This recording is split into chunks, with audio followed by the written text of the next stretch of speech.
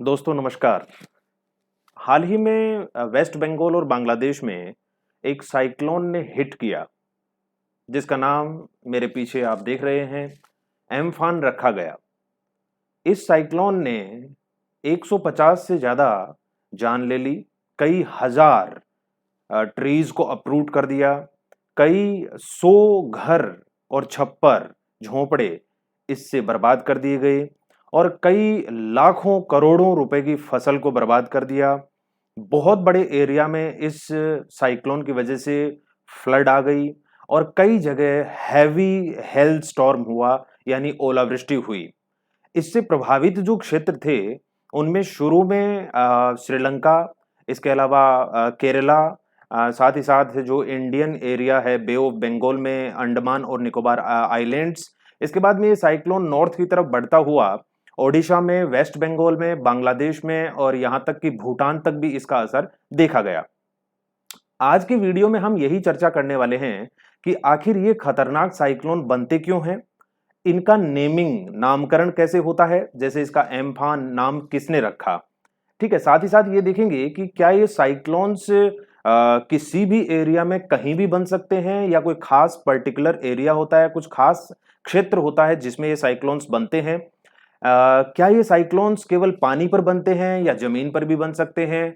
क्या इन चक्रवातों का असर या इफेक्ट जिसे कहते हैं वो मध्य प्रदेश में, उत्तर प्रदेश में या फिर दिल्ली, पंजाब, हरियाणा और राजस्थान में भी हो सकता है? या फिर क्या हम अक्सर यही सुनते आते हैं कि ये साइक्लोन्स पानी पर बनते हैं और जो कोस्टल एरिया वाले स्टेट्स होते हैं या कंट्री होते हैं उनमें ही इसका इफेक्ट होता है। आपने सुना होगा इस साइक्लोन को कहा गया कि ये एक ट्रॉपिकल साइक्लोन है, यानी उष्णकटिबंधीय चक्रवात है। आखिर ये उष्णकटिबंध यानी ट्रॉपिकल जोन क्या होता है? और ये साइक्लोन्स, जैसा कि मैं बता रहा हूं आपको, केवल वाटर बॉडी के ऊपर बनते हैं, पानी के ऊपर बनते हैं।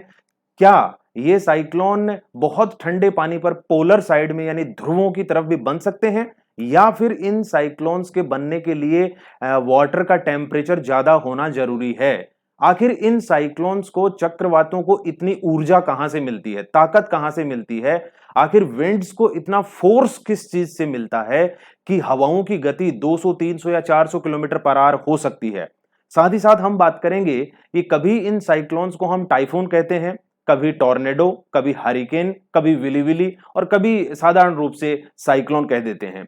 ये क्या है और साथ ही साथ ये एम्फोन जैसे या नरगिस जैसे या सीडर जैसे नाम कहां से आते हैं?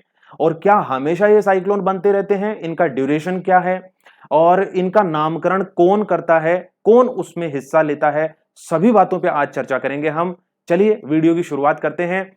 सबसे पहले मैं आपको बता दूं कि ये एम्फोन साइक्लोन जो है, ये एम्फान साइक्लोन इंडिया में जो एंट्री हुई इसकी, वेस्ट बंगाल और बांग्लादेश की बात करें तो वो 20 मई को हुई थी, 20 मई को। ठीक है, और इससे आज तक का रिकॉर्ड नुकसान हुआ है इस बे ऑफ बंगाल, बंगाल की खाड़ी और अरब सागर में जितने भी चक्रवात बनते हैं उनमें आज तक कभी भी किसी भी साइक्लोन से इतना नुकसान नहीं हुआ। ठीक है, दुनिया भर में जो रिकॉर्ड बताए जा रहे हैं इस साइक्लोन से नुकसान होने के, वो तकरीबन 13.4 बिलियन यूएस डॉलर का नुकसान इससे हुआ है। इससे पहले जो सबसे ज्यादा नुकसान करने वाला साइक्लोन था इस बे ऑफ बंगाल वाले एरिया में, वो था सीडर साइक्लोन। ठीक है, और ये सीडर साइक्लोन जो था वो 2007 में बना था। ठीक है, सीडर साइक्लोन ये 2007 में बना था और इससे जो नुकसान हुआ था वो 13 बिलियन यूएस डॉलर का हुआ था। यानी जो बात मैं आपको बता रहा हूं कि आज तक कभी भी इतना बड़ा साइक्लोन नहीं बना जिससे इतना ज्यादा नुकसान हुआ हो। आप समझ सकते हैं 13.4 बिलियन यूएस डॉलर बहुत बड़ा अमाउंट होता है, यानी वाकई में क्षति बहुत ज्यादा हुई है। ठीक है, अब देखिए, ये जो ट्रॉपिकल साइक्लोन्स होते हैं या फिर ये जो साइक्लोन्स होते हैं इनको हम सुपर साइक्लोन्स भी बोलते हैं। ठीक है, सुपर साइक्लोन सबसे पहले जो बे ऑफ बंगाल एरिया में बना था। अब आपको मैं थोड़ा सा ये भी बता दूं कि अगर हम इंडिया को देखें तो इंडिया का ये वाला जो पार्ट है इस तरफ, यानी वेस्ट बंगाल, ओडिशा या आंध्र प्रदेश और तमिलनाडु से जो ईस्टर्न साइड में है, पूर्व की तरफ है, या फिर देखें हम यहां पर बांग्लादेश है, यहां पर म्यांमार है और यहां पर मलेशिया है और थाईलैंड वगैरह भी है। तो इनसे वेस्टर्न साइड में पश्चिम में यहां पर श्रीलंका, इससे नॉर्थ ईस्ट में ये पूरा का पूरा भाग कहलाता है बे ऑफ बंगाल, बंगाल की खाड़ी। तो बंगाल की खाड़ी में जो चक्रवात बनते हैं वो इस एरिया में टकरा सकते हैं। तो सुपर साइक्लोन को मैं बता रहा था, सुपर साइक्लोन इसको कहा गया। सुपर साइक्लोन सबसे पहला इस बंगाल की खाड़ी क्षेत्र में कब बना था? तो भाई वो बना था 2006 में। तो सबसे पहला जो सुपर साइक्लोन बना था वो बना था 2000 एंड सॉरी नॉट 2006 में, बल्कि 1999 में बना था सबसे पहला सुपर साइक्लोन।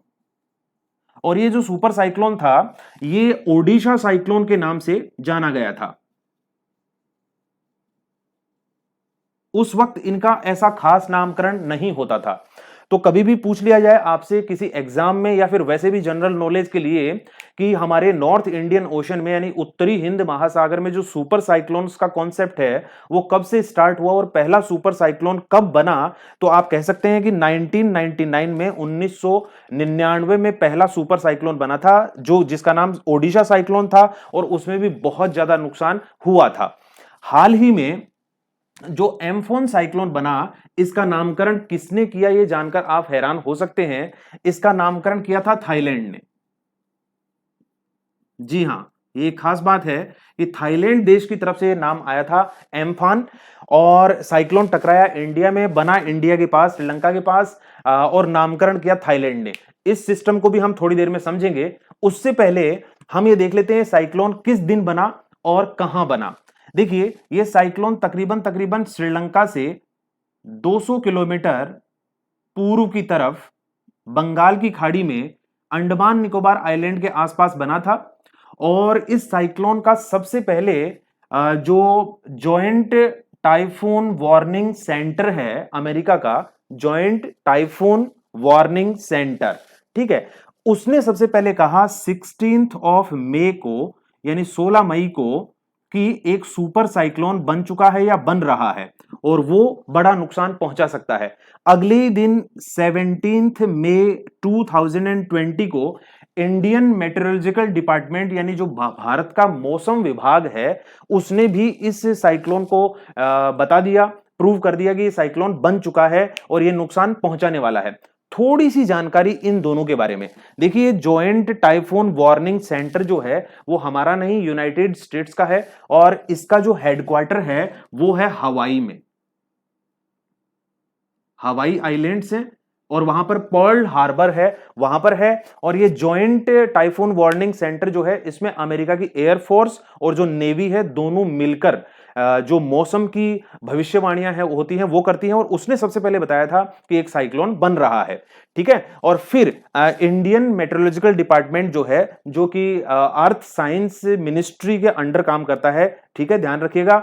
ये जो भारतीय मौसम विभाग है वो अर्थ साइंस मिनिस्ट्री जो है भारत सरकार की, उसके अंतर्गत काम करता है और इसका हेडक्वार्टर दिल्ली के अंदर है। और फिलहाल जो अर्थ साइंस मिनिस्ट्री है उसके जो मंत्री हैं वो हैं हर्षवर्धन, ठीक है, जो डॉक्टर हर्षवर्धन है वो इसके मिनिस्टर हैं मोदी सरकार के अंदर, ठीक है। अब देखिए ये जो थाईलैंड ने नाम दिया एम्फान, उसका क्या कारण था यहां पर।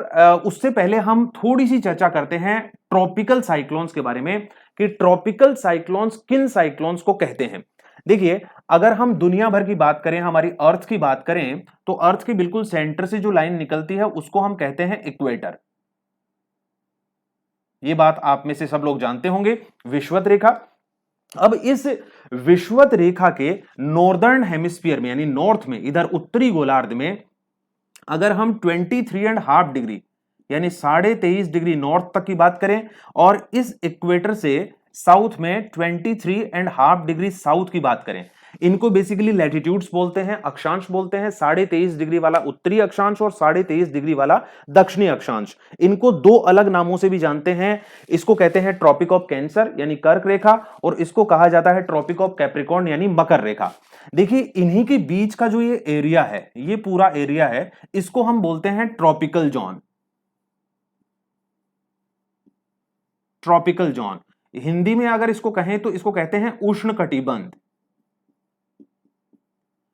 देखिए ट्रॉपिकल जोन का मतलब होता है एक ऐसा एरिया जहां पर सन का टेम्परेचर डायरेक्टली आता है, बहुत ज्यादा आता है, और साल भर, पूरे वर्ष भर, होल द ईयर अगर हम देखें तो यहां कभी भी विंटर सीजन नहीं होता, और टेम्परेचर 25, 30 या 35 से ऊपर ही रहता है पूरे साल भर। ठीक है, तो इस एरिया को हम कहते हैं ट्रॉपिकल जोन। इसका मतलब ये जो ट्रॉपिकल साइक्लोन शब्द है, ट्रॉपिकल साइक्लोन यानी उष्ण कटिबंधीय चक्रवात कहां बनेंगे? ट्रॉपिकल जोन में बनेंगे। लेकिन यहां मैं आपको थोड़ी सी एक बात और क्लियर कर दूं कि ट्रॉपिकल साइक्लोन्स इस 23.5 डिग्री से थोड़ा सा और आगे तक बनते हैं, और इनकी लिमिट हम मानते हैं 25 डिग्री तक, 25 डिग्री तक। ठीक है, नॉर्थ, और 25 डिग्री ही साउथ तक। ऐसा क्यों? क्योंकि सन का मूवमेंट नॉर्थ और साउथ में भी थोड़ा थोड़ा होता रहता है। 23.5 डिग्री तक होता है, वो एक अलग चैप्टर है, उसमें मैं अलग से बता दूंगा आपको। ठीक है, अब होता क्या है कि ये साइक्लोन सभी जगह नहीं बनते, यानी अगर हम कहें कि 25 डिग्री नॉर्थ और 25 डिग्री साउथ सभी जगह बनते हैं तो ये बात गलत हो जाएगी। यहां पर एक छोटी सी बात और मैं आपको बताना चाहूंगा कि ये जो इक्वेटर है, विषुवत रेखा, इससे 5 डिग्री नॉर्थ और 5 डिग्री साउथ तक कोई भी साइक्लोन नहीं बनता। मतलब ट्रॉपिकल जोन का सेंटर है, ट्रॉपिकल जोन का मध्य क्षेत्र है, लेकिन फिर भी वहां पर साइक्लोन्स नहीं बनते। क्यों नहीं बनते? तो इसके लिए हमें समझना होगा एक छोटे से फोर्स को, जिसको हम बोलते हैं कोरियोलिस फोर्स। कोरियोलिस फोर्स यानी मैं जिस मुद्दे पे आज चर्चा करना चाहता हूं वो खासकर यही मुद्दा है कि आखिर ये ट्रॉपिकल साइक्लोन्स या ये भीषण चक्रवात या जानलेवा साइक्लोन बनते ही क्यों हैं, इनको इतना फोर्स कहां से मिलता है, और विंड्स की वेलोसिटी इतनी तेज क्यों हो जाती है। देखिए कोरियोलिस बल या कोरियोलिस फोर्स का मतलब होता है अर्थ के रोटेशन का एक, जिसे कहते हैं रिएक्शन। हमारी पृथ्वी लगातार घूर्णन कर रही है। अब पृथ्वी के घूर्णन करने से जब हवाएं इस सरफेस के ऊपर चलती हैं, धरातल के ऊपर पवन चलती हैं, तो वो सीधी नहीं चल पाती। नॉर्दर्न हेमिस्फीयर में, उत्तरी गोलार्ध में चलने वाली हवा हमेशा अपनी डायरेक्शन से राइट साइड में, दाहिनी तरफ मुड़ जाती है, और सदर्न हेमिस्फीयर यानी दक्षिणी गोलार्ध में जब कोई हवा चलती है तो अपने डायरेक्शन से बाईं तरफ यानी लेफ्ट साइड में मुड़ जाती है। ऐसा कोरियोलिस ने सबसे पहले बताया था कि विंड सीधी नहीं चल पाती, तो इस फोर्स का नाम हो गया कोरियोलिस फोर्स। कोरियोलिस फोर्स क्या अपने आप में एक फोर्स है? तो याद रखिए, अपने आप में कोई फोर्स नहीं है, ये अर्थ के रोटेशन का एक साइड इफेक्ट है, कह सकते हैं एक रिएक्शन है, एक प्रतिक्रिया है। ठीक है, जैसे मैं आपको एक एग्जांपल देना चाहता हूं कि एक गोल गोल घूमते हुए झूले पे या एक गोल गोल घूमती हुई डिस्क पर हम अगर सीधा चलना चाहें तो मुश्किल हो जाएगा, डिस्क आगे निकल जाएगी और हम पीछे की तरफ छूट जाएंगे। बाहर से देखने वाला को लगेगा कि जैसे वो टेढ़ा चल के गया है, लेकिन सच में ये हुआ है कि डिस्क घूम रही है, हम सीधे ही चल रहे हैं। ठीक है, तो जैसे रोटेटिंग सरफेस के ऊपर हम सीधे नहीं चल सकते, वैसे ही रोटेट होती हुई, घूर्णन करती हुई दुनिया के ऊपर विंड्स भी स्ट्रेट नहीं चल सकती, पवन भी सीधी नहीं चल सकती। यही होता है कोरियोलिस फोर्स। अब इस कोरियोलिस फोर्स के बारे में दो खास बातें वो ये हैं कि अर्थ के बिल्कुल सेंटर में, यानी अगर हम इक्वेटर की बात करें, विषुवत रेखा के आसपास, तो वहां पर ये कोरियोलिस फोर्स ना के बराबर है, बिल्कुल भी नहीं है इसका इंपैक्ट।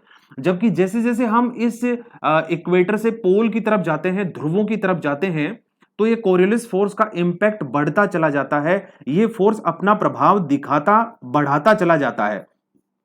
इसका कारण यह है कि इक्वेटर पर जब भी हम हैं तो अर्थ के एक्सिस से, यानी जो अर्थ गोल गोल घूमती है उसके सेंटर में जो लाइन बनती है उसको हम एक्सिस कहते हैं, अक्ष कहते हैं। उस एक्सिस से सबसे ज्यादा दूरी पर हम तब हैं जब हम इक्वेटर के पास हैं, लेकिन जैसे जैसे चलते हुए हम पोल की तरफ आते हैं तो बिल्कुल हम एक्सिस के ऊपर आ जाते हैं। तो हमारी पृथ्वी की अक्ष के जितने हम नजदीक रहेंगे उतना ही कोरियोलिस फोर्स का असर ज्यादा होगा, और उस एक्सिस से जितना हम दूर रहेंगे उतना ही इस कोरियोलिस फोर्स का असर कम रहता है। ठीक है, तो इक्वेटर के पास कोरियोलिस फोर्स सबसे कम है, और पोल की तरफ जाते जाते जाते कोरियोलिस फोर्स का इंपैक्ट बढ़ता चला जाता है। और तीसरी बात जो मैंने कोरियोलिस फोर्स के बारे में बताई वो ये है कि नॉर्दर्न हेमिस्फीयर में, उत्तरी गोलार्ध में जब भी हवा चलेगी वो दाहिनी तरफ मुड़ जाती है, और दक्षिणी गोलार्ध में जब भी हवा चलती है वो बाईं तरफ मुड़ जाती है इस फोर्स की वजह से।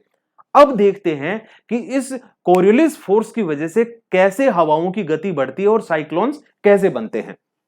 एक बार मैं थोड़ी सी क्लीनिंग कर लेता हूं, जगह बना लेता हूं आपके लिए देखने के लिए और यहां कुछ ड्रॉ करने के लिए। देखिए एक और बात उससे पहले यहां पर जो मैं आपके सामने एक्सप्लेन करना चाहता हूं। देखिए ये जो ट्रॉपिकल साइक्लोन्स होते हैं ये कभी भी लैंड सरफेस पर नहीं बनते, जमीन पर नहीं बनते, ये पानी पर बनते हैं। क्यों? क्योंकि इन साइक्लोन्स को लेटेंट हीट की जरूरत होती है। लेटेंट हीट क्या होती है वो भी मैं एक्सप्लेन करूंगा अभी। जो जिसे कहते हैं गुप्त ऊष्मा या छुपी हुई ऊष्मा। पानी जब गर्म होता है तो आप कितनी भी बार उसको थर्मामीटर से चेक कर लें, वो 100 डिग्री सेल्सियस से ज्यादा आपको गर्म महसूस नहीं होगा। आप फिर गर्म करेंगे तब भी उसका टेम्परेचर आपको 100 डिग्री सेल्सियस ही मिलेगा। आपने लगातार पानी को टेम्परेचर दिया लेकिन टेम्परेचर उसका इंक्रीज नहीं हो रहा है। आखिर क्यों पानी का टेम्परेचर इंक्रीज नहीं हो रहा? इसका कारण यह है क्योंकि अब एक्स्ट्रा टेम्परेचर जो पानी को मिल रहा है वो टेम्परेचर वाटर वेपर लेके चला जाता है, यानी जो जलवाष्प होती है वो लेकर चली जाती है। तो हमने पानी को टेम्परेचर दिया और पानी का टेम्परेचर इंक्रीज नहीं हुआ। अब पानी का टेम्परेचर अगर इंक्रीज नहीं हुआ तो वो हीट कहां चली गई? एक्स्ट्रा हीट जो हमने पानी को दी है, बस वही एक्स्ट्रा हीट वाटर वेपर लेके चला जाता है, यानी जो जलवाष्प है वो उस टेम्परेचर को अपने अंदर समाकर ले जाती है। हीट हमें दिखाई नहीं दे रही, इसीलिए उसको हिडन हीट, लेटेंट हीट, गुप्त ऊष्मा या छुपी हुई ऊष्मा कहते हैं। अब इसका एक रिवर्स प्रोसेस भी होता है। जब हम वाटर वेपर को यानी जलवाष्प को ठंडा करते हैं तो जलवाष्प से बन जाता है वाटर, यानी वाटर वेपर से बन जाता है वाटर। लेकिन वाटर वेपर में जो एक्स्ट्रा हीट थी, पानी से एक्स्ट्रा हीट थी ना, 100 डिग्री सेल्सियस के बाद वाली जो हीट थी वो वाटर वेपर के पास है।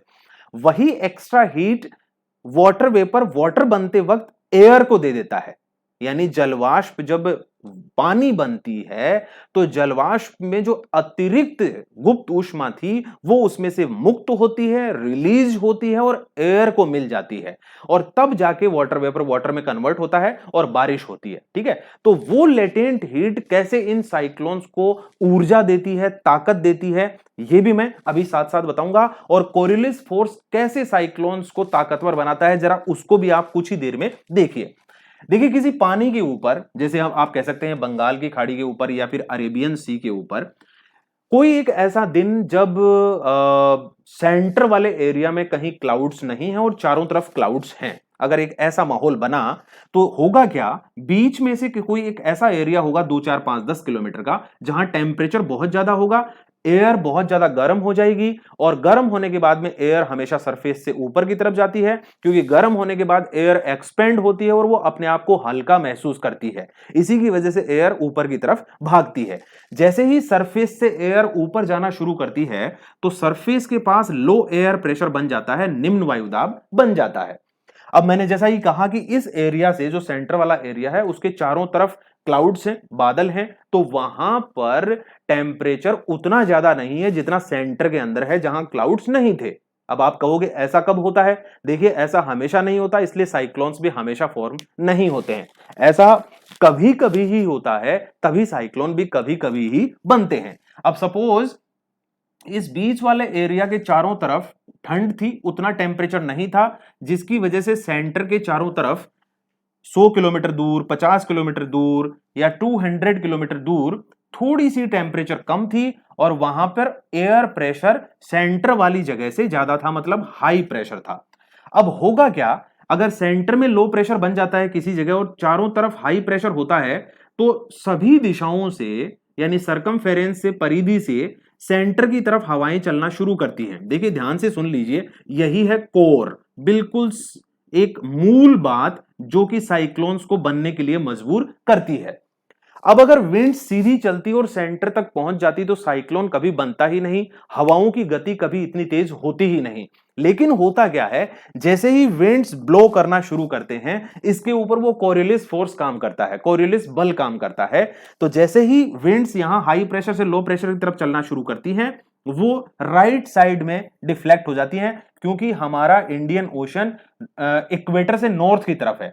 तो नॉर्थ की तरफ होगा तो राइट साइड में चारों तरफ से हवाएं चल रही हैं, और चारों तरफ से चलने के बाद वो दाहिनी तरफ मुड़ रही हैं। ध्यान से देखिए, हर तरफ से विंड्स सेंटर की तरफ जाना चाहती हैं, लेकिन सेंटर की तरफ जाते जाते वो दाहिनी तरफ भी मुड़ रही हैं। ऐसे विंड्स राइट साइड में घूमती रहती हैं, और ये कोरियोलिस बल, कोरियोलिस फोर्स की वजह से होता है।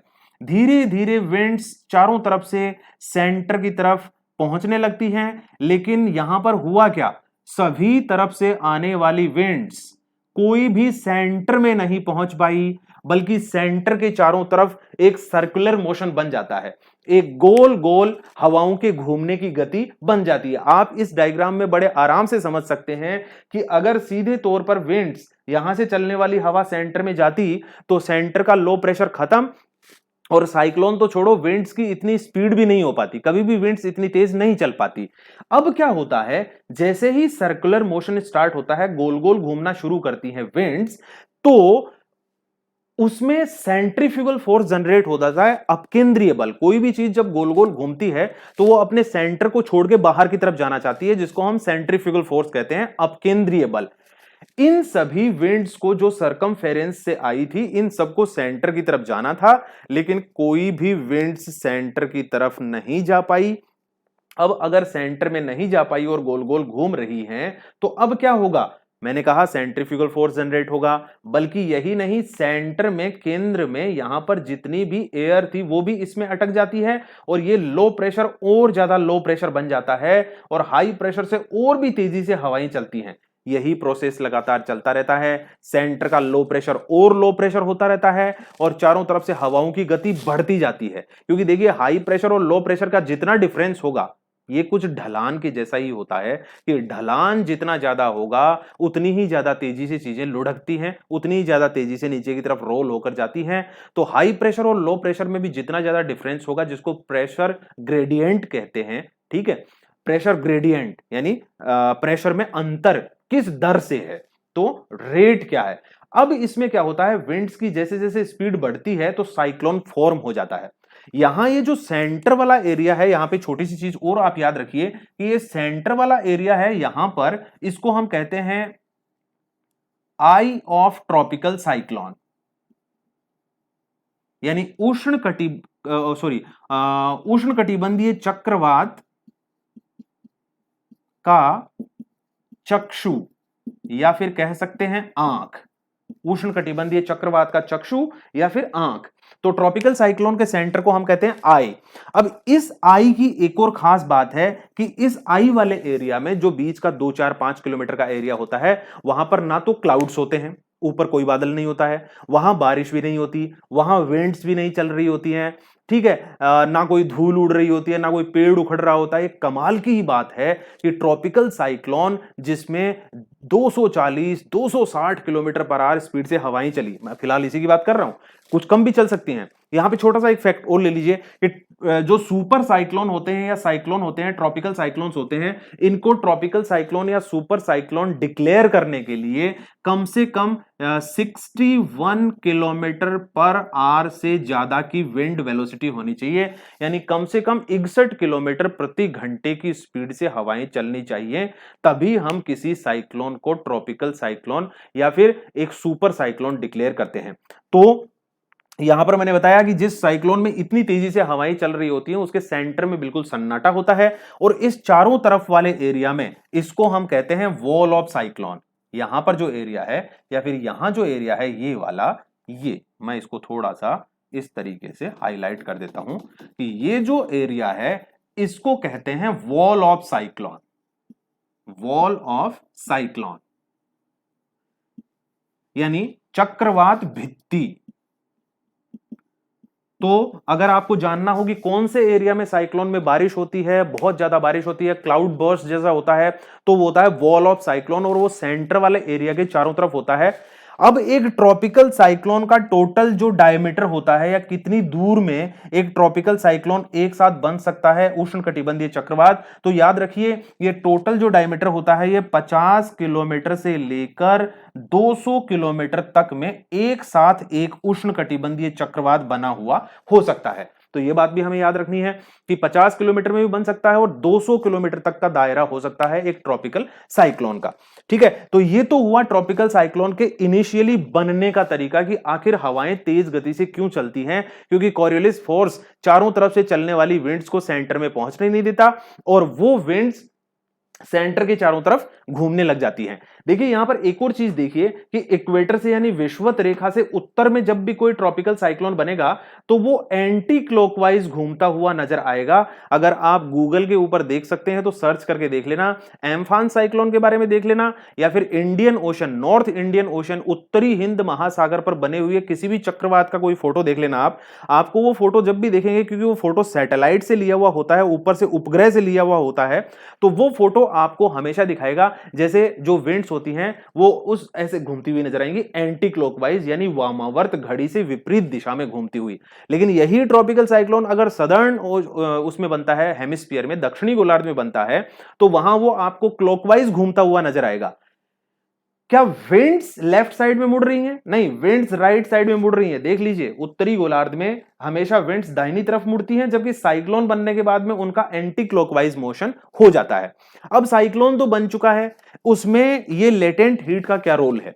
देखिए चारों तरफ से हवाएं आती हैं, सेंटर में पहुंच नहीं पाती, गोल गोल घूमती हैं। अब तेजी से विंड्स ऊपर की तरफ जाना शुरू करती हैं, क्योंकि सेंटर में भी नहीं जा पा रही, क्योंकि सेंट्रीफ्यूगल फोर्स काम कर रहा है, और बाहर नहीं जा सकती क्योंकि बाहर की तरफ जिसे कहते हैं हाई एयर प्रेशर है। तो गोल गोल घूमने वाली हवाएं ऊपर जाना शुरू करती हैं। जैसे जैसे ऊपर जाती है एयर तो वो ठंडी होती चली जाती है। याद रखिए हिल स्टेशंस के बारे में सब लोग जानते हैं, या हिमालय के ऊपर जो टेम्परेचर कम है उसके बारे में भी सब लोग जानते हैं, यानी हाइट्स के ऊपर टेम्परेचर कम होता है। तो एयर भी जब ऊपर जाना शुरू करती है तो वो ठंडी होना शुरू हो जाती है। उसके दो कारण हैं, एक तो ऊपर जाने के बाद में वो एक्सपेंड कर जाती है, फैल जाती है हवा, उसकी वजह से ठंडी होती है, और दूसरी चीज नाइट के टाइम ऊपर का टेम्परेचर जो होता है स्पेस में चला जाता है, इस वजह से ठंडी होती है। तो ऊपर जाकर एयर ठंडी ना हो जाए इसलिए उसके अंदर वाटर वेपर का बहुत सारा कंटेंट होना जरूरी है, यानी जो जलवाष्प होता है वो बहुत सारा होना चाहिए उसके अंदर। तो जलवाष्प कहां से होगा? जब एक साइक्लोन का फॉर्मेशन यानी एक चक्रवात जब ओशन के ऊपर बनता है, समुद्र के ऊपर बनता है, तभी उसके अंदर बहुत सारा वाटर वेपर हो सकता है। अब ये वाटर वेपर यानी जलवाष्प जब एयर के साथ ऊपर जाती है तो एयर ठंडी होती है, वाटर वेपर ठंडा होता है। तो वाटर वेपर जैसे ही ठंडा होता है वो वाटर में कन्वर्ट होता है और बारिश होना शुरू हो जाती है। लेकिन जैसे ही वाटर वेपर वाटर में कन्वर्ट होता है तो उसमें से वो लेटेंट हीट निकलती है जो थोड़ी देर पहले मैंने आपको बताई थी, और लेटेंट हीट जैसे ही निकलती है एयर को मिल जाती है, और एयर को मिलते ही एयर फिर से गर्म हो जाती है और ऊपर जाती रहती है। देखिए साइक्लोन के बने रहने के लिए जरूरी है कि लगातार उसको वाटर वेपर की सप्लाई होती रहे, ताकि वो ऊपर जाने वाली एयर को गर्म करके ऊपर भेजता रहे और नीचे लो प्रेशर बना रहे। अगर ऊपर जाने वाली एयर ठंडी हो गई तो वो ठंडी होकर नीचे वाली एयर के ऊपर प्रेशर बना देगी, और सेंटर का जो लो प्रेशर बना था ये लो प्रेशर खत्म हो जाएगा और साइक्लोन फिनिश हो जाएगा। ठीक है, तो इस तरीके से वो लेटेंट हीट यानी हिडन हीट या छुपी हुई ऊष्मा एक साइक्लोन को बार बार एनर्जी प्रोड्यूस करती है, यानी ताकत प्रदान करती है, जिससे साइक्लोन लगातार बना रहता है। शुरू में साइक्लोन बनने के लिए कोरियोलिस फोर्स की जरूरत है, लेकिन बाद में साइक्लोन के और ज्यादा पावरफुल और बने रहने के लिए, सस्टेन करने के लिए लेटेंट हीट की जरूरत होती है। अब देखिए ये साइक्लोन्स जैसे ही वाटर पार्ट से, यानी जैसे अरब सागर है या बंगाल की खाड़ी है, वहां से जमीन के ऊपर आते हैं तो कुछ किलोमीटर यानी 10, 20, 50 किलोमीटर आगे बढ़कर ये साइक्लोन फिनिश हो जाते हैं। तो हमें कभी भी डरने की जरूरत नहीं है। जो लोग मध्य प्रदेश में, उत्तर प्रदेश में, पंजाब, हरियाणा, दिल्ली में हैं या राजस्थान में हैं, वहां पर कभी भी ट्रॉपिकल साइक्लोन नहीं आने वाले, क्योंकि इतनी दूर तक पानी पर बना हुआ साइक्लोन नहीं आ सकता, क्योंकि जमीन पर जैसे जैसे आगे बढ़ता है बारिश होती रहती है और उसके अंदर की जो लेटेंट हीट है या जो वाटर वेपर है वो फिनिश होता रहता है। ठीक है, इसीलिए अक्सर हम सुनते हैं कि ट्रॉपिकल साइक्लोन वेस्ट बंगाल में हिट किया, ओडिशा में, आंध्र प्रदेश में, तमिलनाडु में, केरला में, या फिर महाराष्ट्र में, कर्नाटका में या गुजरात में। ठीक है, तो वहां पर ज्यादा हिट करते हैं। अब देखिए हम आगे बढ़ते हैं और इन ट्रॉपिकल साइक्लोन्स के बारे में कुछ और बातें जानते हैं। मैंने आपको बताया कि लेटेंट हीट कैसे काम करती है साइक्लोन्स को एनर्जी प्रोड्यूस करने में, कोरियोलिस फोर्स क्या होता है उसके बारे में हमने बात की। साइक्लोन के कौन से एरिया में काम एकदम रहता है, मौसम शांत रहता है, तो वो आई ऑफ साइक्लोन है। तो साइक्लोन धीरे धीरे आगे बढ़ता रहता है। ऐसा नहीं कि आई ऑफ साइक्लोन एक जगह सस्टेन करता है, एक जगह बना रहता है, बल्कि आई ऑफ साइक्लोन भी एक से दूसरी जगह खिसकता रहता है।